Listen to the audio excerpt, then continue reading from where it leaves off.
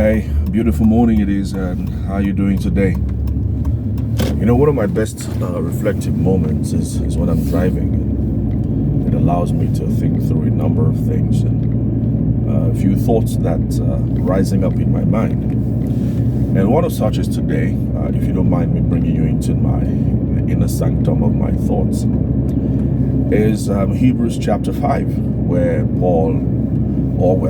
there's been a long-standing debate about the author of the book of Hebrews.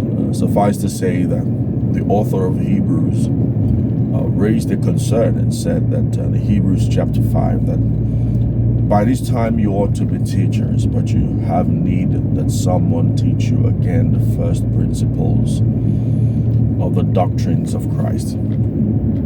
And in there, he says also that one of the ways that we grow is by putting to use what we've learned.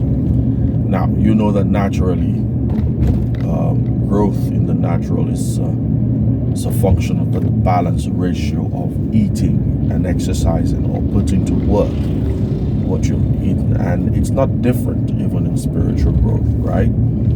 But whatever it is that you're learning, you would help yourself, or you will grow better when you are putting to work what you're learning. Now, within the context of Hebrews chapter 5, we understand what he means by what that would look like.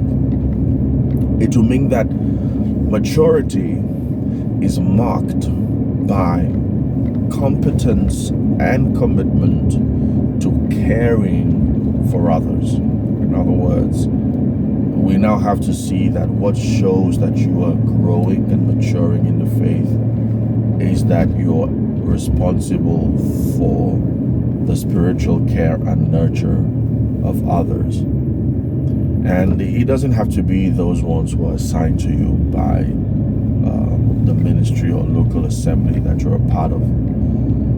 There is the dimension in which the Lord himself is willing and ready to work with and through you to reach out to several people in your space who do not know him yet, right?